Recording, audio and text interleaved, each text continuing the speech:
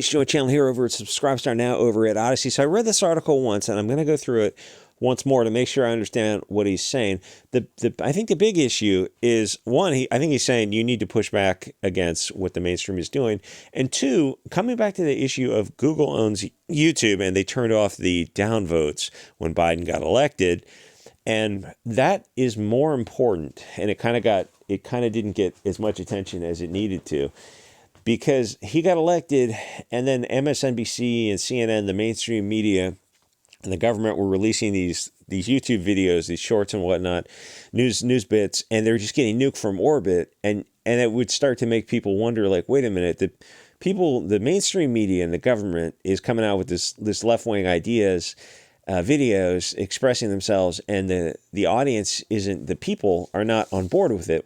Something is wrong with this disconnect when these videos are getting so downvoted. So Google had to turn off the downvotes to protect them. But then you go, wait a minute, something is wrong. And it doesn't matter if it's mainstream media or your government or games, comics, movies, or the areas that we're familiar with here, where the people who are at the top of the hierarchy, which in this case, a lot of the time it's, Larry Fink types, are pulling the strings. They have these game consulting companies who are just, the woke political commissars pushing this Frankfurt School Bolshevik nonsense that the people are not on board with. If I had to say, the consumer is going to be biased a little bit to the right, but the people who are making the games and trying to sell the consumer are biased way far to the left. So there's this disconnect. And if you have a place to discuss it openly, people will start to come to the realization something is going on here. Why aren't they marketing right of center stuff to the consumers who want it? Why aren't they selling what they want? How come they're not alternative platforms, alternative, products to sell in terms of games, comics, movies, where everyone's saying, like, they're woke, and the woke stuff is demonstrably not selling. Objectively, you can look at the movies and they're losing in the tens of millions to the hundreds of millions of dollars. Something is wrong, and yet they keep making them. These are not wise business decisions.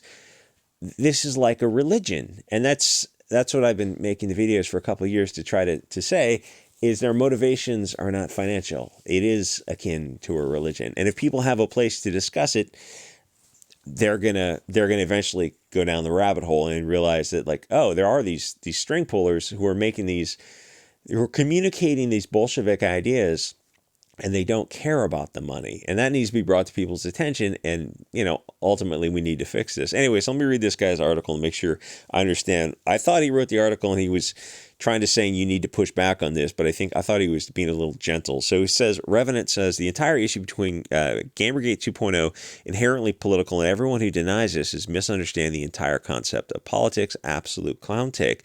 Let's talk about what people mean when they say politics in this context. It's really metapolitics. It's political. No, it isn't. What killed GG was explicitly the politics, because all it did was lead to divide and conquer. Focus on the objective corruption, the stuff nobody can defend and scramble to cover up. When you go political, you get political stupidity. Number one, Gamergate failed hard. It's political. Until you escalate and make it political, it will never work.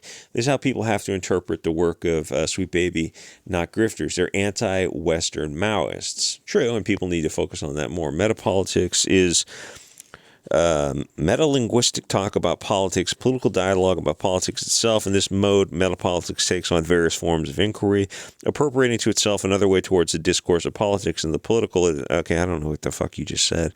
It assumes a self-conscious role of mediating the analytical, synthetic, and normative language of political inquiry and politics itself. Self-conscious role of mediating the analytical language and politics itself.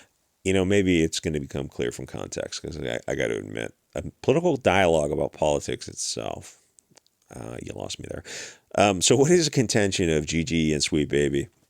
Detected. That's Cambrutus, the Brazilian guy who just simply said, okay, Sweet Baby's this far left-wing, woke, toxic company, the political commissars who take games and race swap them and make them, with gay themes and far left-wing themes that the audience is not on board with. So all he did was make a list of these companies are associated with Sweet Baby Incorporated. And that's when the ass hit the fan, because for some reason that made them very uncomfortable. They go, why you should be bragging about this. These are the games that we improved by crapping all over blonde people. It's like, for some reason they wanted to stay in the shadows.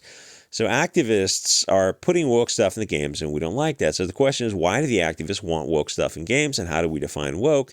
You have to be able to answer this. Activists want woke stuff in games because it helps normalize ideas and language that they consider to be important political goals. Woke stuff is inherently progressive, left-wing in character, denoting themes of social justice and inclusion. If activists control the content and media narratives, whether games, movies, comics, they can influence social attitudes about the subject matter. So he's saying a lot of stuff. He's breaking it down very, very simply. And the only thing I'll say is, and which is good, sometimes it needs to be broken down like that for the 101, the intro version, where you're just saying exactly what is happening very simply. But I think he cucked a little bit because he didn't talk about globalism versus nationalism, and it would have been a longer conversation, and it kind of would have started to delve into politically incorrect topics of what woke means is many times it's anti-white. When they race swap characters, it's white erasure, it's anti-nationalist, it's anti-Christian, it's misandrist. It's all these concepts that the left says just doesn't exist. It's like, well, if you say it doesn't exist, that you're degrading, dehumanizing an entire race of people. So I think he led the horse to water, but I'm going to actually go all the way and say that most of the woke stuff is anti-white stuff. And it's simple terms. It means you have protagonists and antagonists. Instead of making them fairly apportioned, you're making the antagonists are usually going to be blonde hair, blue-eyed people. That's what I mean when I say anti-white. And if we wouldn't even be having this discussion if you just treated every character equally. Like you just made the game with protagonists and antagonists and randomly assigned things, had a computer assign things. That would be a fair distribution, and that's not what games are doing. That's why we're having these conversations, because they're making white man bad almost every single time, whether it's comics, movies, video games, or everything else. And they think we're just going to accept it, but we're not. Every group advocates for their tribe to advance their interests, as well as do the European people, or at least we're just finally starting to, which is why I make these videos. Gamers take offense to the idea that games influence behavior, attitudes, but here's an important detail. Yeah, everything, absolutely everything is propaganda. Every time, like the quartering, why they hate the quartering so much. You guys just kind of a vaguely middle of the ground milquetoast. But he has a huge reach, and he's very reasonable and calm, and he's nuking the left wing from orbit. He's just doing it in a very gentle way. And there's a lot of people on YouTube who like, they don't get the credit I think they deserve. Quartering has actually been very powerful, as well as, I'm going to say it, and I'm going to know you're going to go in the comments and lose your fucking mind over it. Tim Pool. He leads the horse to water. He won't go all the way because he's on YouTube and he's making $10 million a year. He's not going to blow that off. And it's not just greed. If he gets kicked off YouTube, 90% of his platform goes away. It is what it is.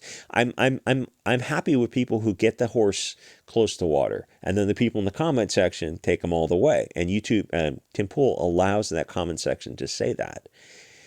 People there's levels and levels to this kind of stuff where people you think are being kind of right-wing cucks are not, because they're doing something, their technique probing fire, where they bring these issues and they get them wrong kind of deliberately, but they bring it before the public, and then in the comment section corrects them.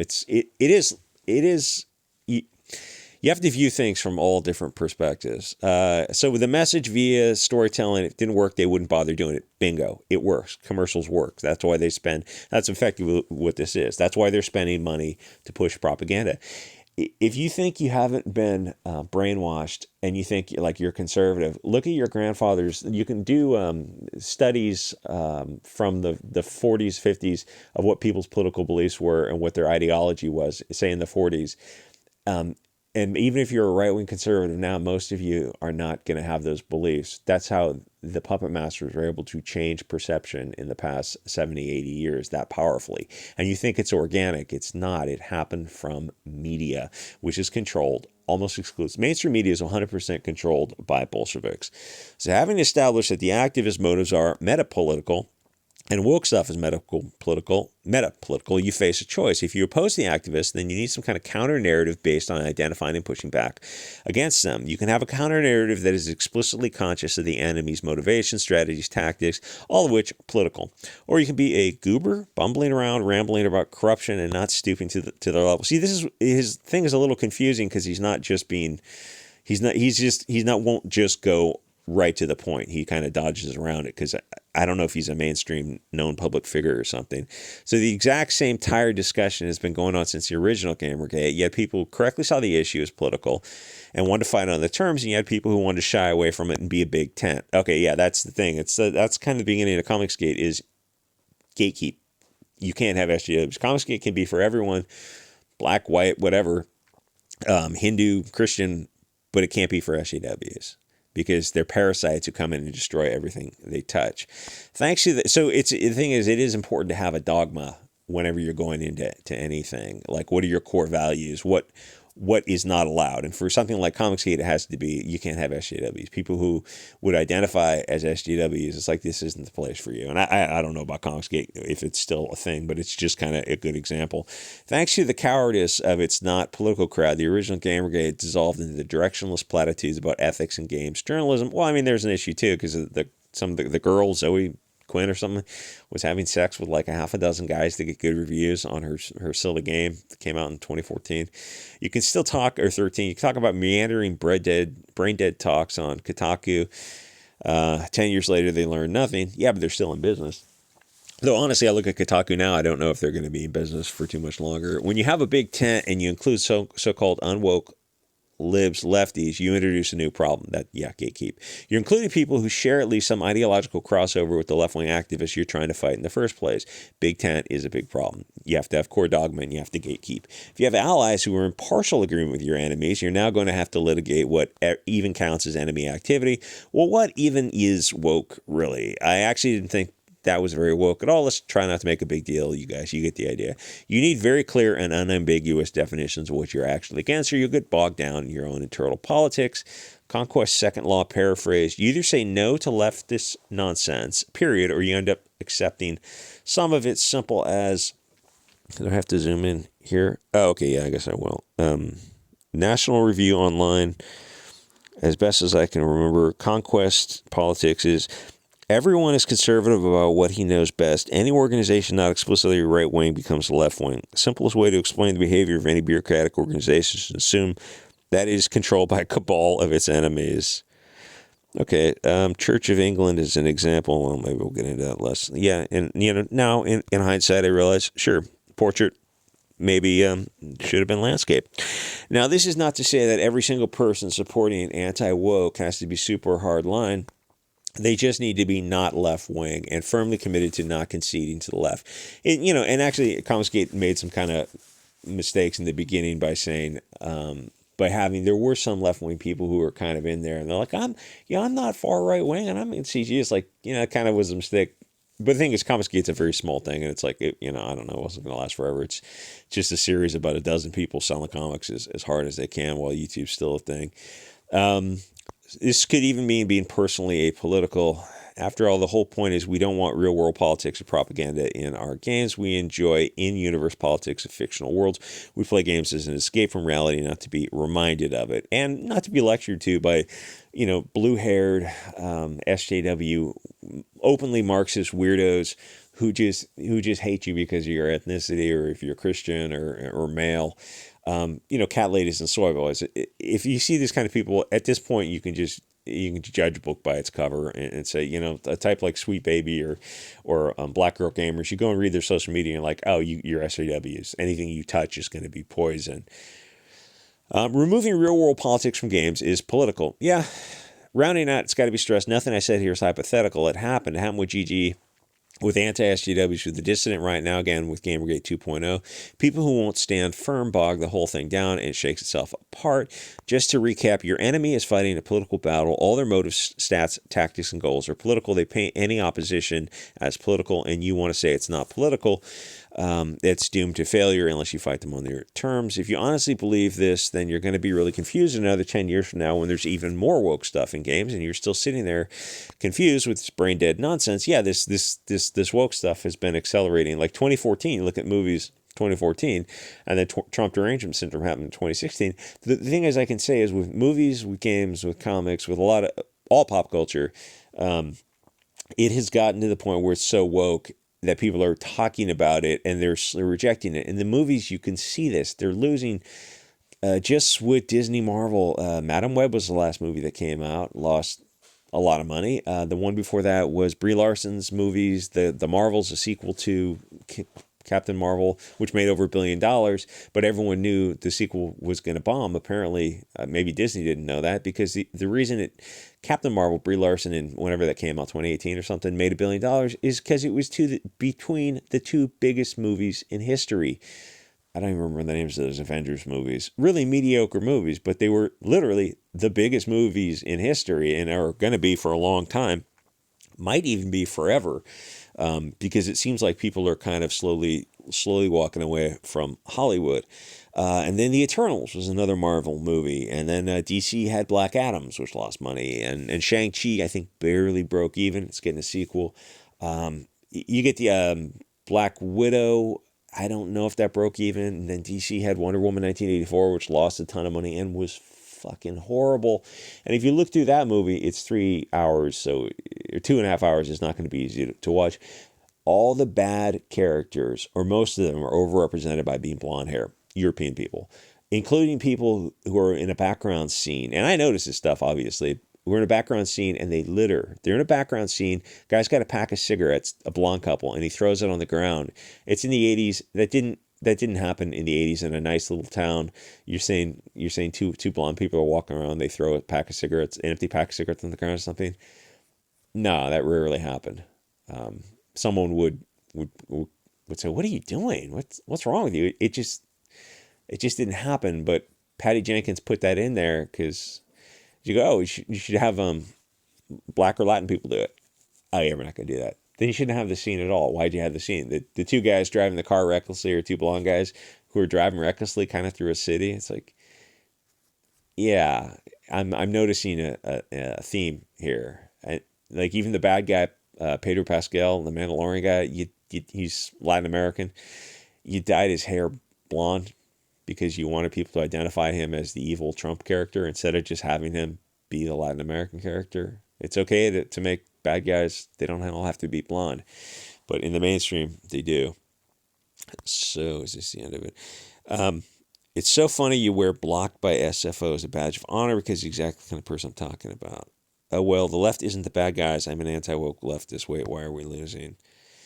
I'm starting to think, with all these idiots you're arguing with, Catboy, is that, I forget that guy's name. That's not Nick Fuentes, is it? The things people say, people spend way too much idiot time online. So you're out of your element. Nobody said anything about Fuentes, nothing to do with Gamergate. Yeah, people just trying to throw everything. I don't know what you're talking about here.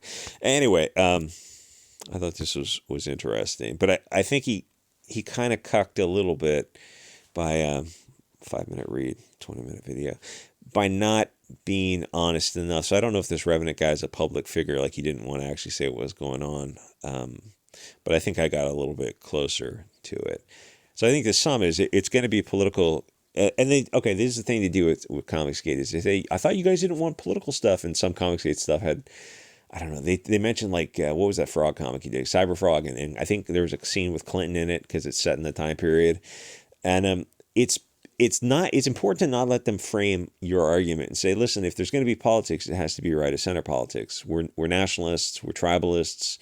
Most of us are not running around a Hugo Boss and Roman saluting, but we are pro our team, and we don't want to see ourselves degraded and dehumanized. And I'm not saying people hear that and think, oh, well, you're just going to make the non-whites the bad guys every single time. No, don't do that either, because that destroys the willing suspension of disbelief. You're just telling the same story over and over again. Just make stories fair and unbiased and impartial. And the way to do that is like you just make the characters, and if the race isn't integral to the characters, and most time for pop culture, it's not. You're not telling like classical stories. You're just telling crap. Really, is you just randomly assign them. You make things fair, or just don't have any diversity in the movie, the comics, the games at all. Just make it all one group of people, and that way it's fair. And the left wing goes, we're not going to bother making those movies. The only reason we're involved in this medium is to push Bolshevik propaganda. Yeah, we know that. We're well cognizant of that, and we're calling it out, which I think is important. Anyway, like, comment, subscribe. Join us over at SubScribeStar, and there's different videos for different platforms. So Odyssey has a membership thing, and some videos are behind the membership curtain on Odyssey, and SubScribeStar has hidden videos as well, because sometimes the platforms just won't allow things. So Rumble will occasionally have more videos than YouTube, and Odyssey will have more videos than either platform, because that's how the videos go in terms of political incorrectness. Anyway, like, comment, subscribe, and I'll see you guys on the next episode.